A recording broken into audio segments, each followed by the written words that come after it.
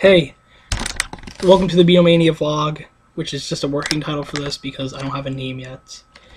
But today we're going to continue the discussion that we talked about yesterday, which was about the different eras of the Beatles. And today we're going to talk about the psychedelic era specifically. Basically from, I'm going to include a little bit, even though I included it yesterday, which is Revolver, and some of the singles of that time era, through the end up to the end of Magical Mystery Tour and some of the White Album. But we're going to start off like usual and talk about the Beatles news and what happened in Beatles history today. Now, in Beatles news, there's really not much. This is kind of a fun story. John Lennon's former housekeeper is actually, she has his tooth. Yeah, that sounds weird. See, back in, I don't know the exact year I was reading on it, but Lennon was in the middle of his kitchen and he had a loose tooth and just plucked it out and gave it to his housekeeper as a gift to her daughter, and just as a random souvenir because I guess she was a big Lennon fan. And now I'm not sure if the daughter or the housekeeper is selling it, but it's going on auction next week, and it's expected to make 10,000 euros. Yeah, that's a lot of money. I can't tell you the exact transaction, what it would be in American money, but it's a lot of money. I'll leave it at that for a tooth. The Tooth Fairy would have been really lucky right there. So, Tame Beatles history, not really much.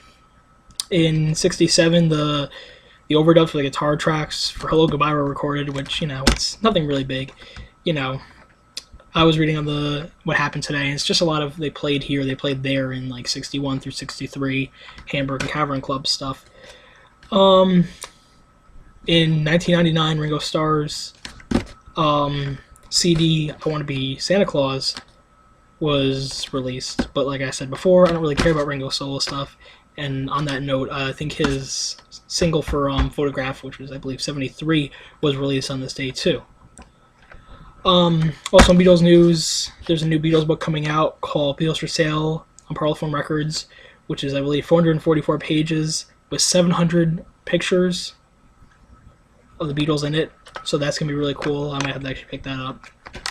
Yeah, my birthday is next month, so gift ideas, peace and love, people. So let's move on to what we were going to talk about today. Let's move on to the, let's just get that adjusted a little. Let's move on to the Sgt. Pepper era, the psychedelic era of the Beatles.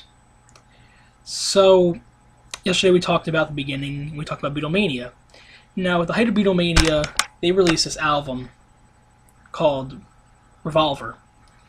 And actually, right before that, they released a song called Rain, which is the first song to ever have backwards lyrics on it at the end of the song.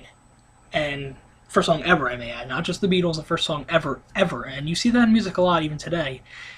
And see, the thing is, my favorite Beatles will always be Beatlemania Beatles. And the reason a lot of people liked Pepper when it first came out and that kind of stuff is because it was different. It was new, something they've never seen before. Now it's not really new anymore. And I mean, it's not about what's new, it's about what you can listen to over and over. Some of those songs get played out. I mean, as a huge Beatle fan, I love those songs, but some of them do get played out. I mean, I think this stuff from the Beatlemania era has a lot more playability that you can just listen to over and over and over. And the thing is, there's a little shout out to the Yankees. But that was kind of loud. But so it's I don't know, it's an opinion thing. Everyone likes their own thing, and I'm always gonna like Beatlemania. I don't know why. When I first started, yeah, I really liked Pepper, psychedelic stuff. To tell you the truth, I hated the early stuff when I first started listening, because I was like, oh, it's too mainstream. But you know what? All Beatles is really mainstream, with the exception of songs like Revolution 9, which I hate, and some songs on the White Album. But so we're gonna get back onto that. Sorry, I got a little off subject. The thing is, you have to understand, imagine being back in 1966 when those songs were released, and you've never heard music like that before. It's everything that comes out today, you've heard before. There's nothing new in music today. Everything is just the same thing repeated over and over. So it's imagine that. Just imagine living in a very conservative time, which is just becoming this new era of everything, not just music, but arts and people in general. People are changing. It's going to be the summer of love soon, and just imagine living in that time period, that just time of upheaval. and like an album like Revolver comes out, and there's songs like Tomorrow Never Knows on it, which is like it's a Tibetan Book of the Dead, basically just put into a song.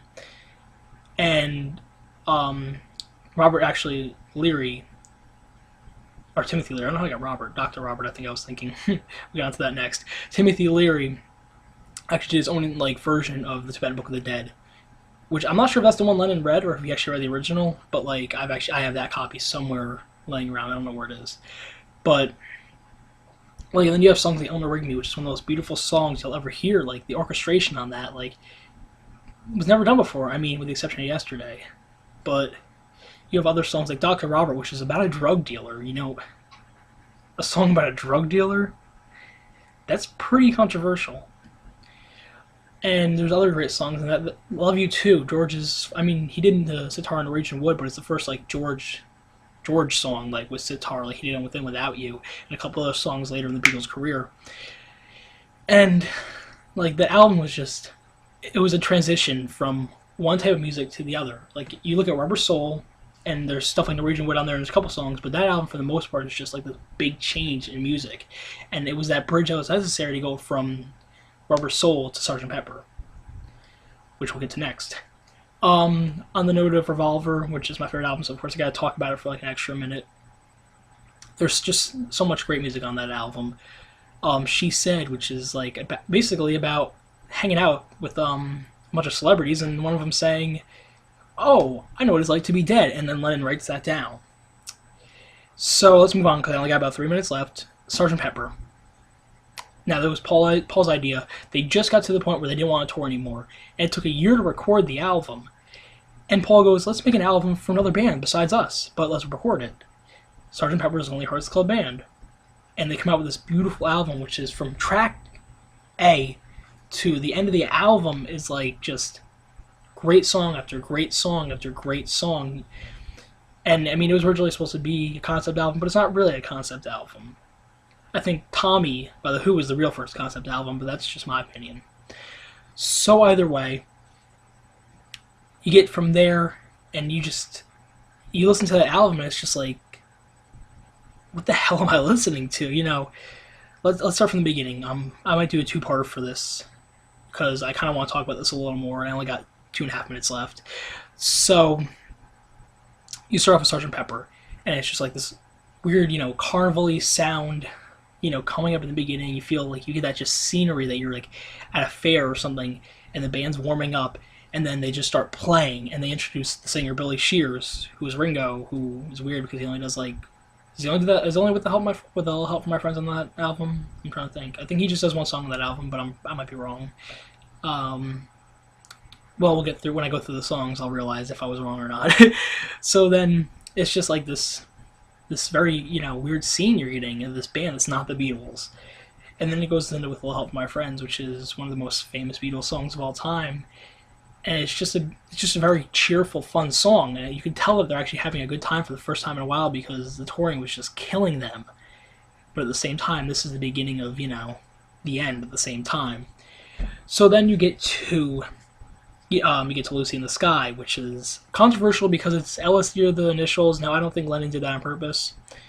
I think that was just an accident and just very coincidental. But that's just one of the, you know, classic rock songs. Like, that's just not just one of the best Beatles songs, but that's one of the best songs in the history of music. So, next you get to Getting Better, which is just boom. It's Paul at his best, I think, in my opinion. It's upbeat at the same time. It's kind of depressing. I mean, if you listen to some of the lyrics in it, and just Lennon's, you know, it can't get no worse, while McCartney's saying it's getting better. It's just perfect, a perfect example of the diversity between the two of them at this point in their musical careers. So we're gonna get to the next part in about half a second. I'm just gonna switch over because I'm gonna make a second video. This is gonna be a two-parter today. Not Peace and Love, two-parter, either way. So I'll see you in about half a second. Check out video of this part 2. Peace and love.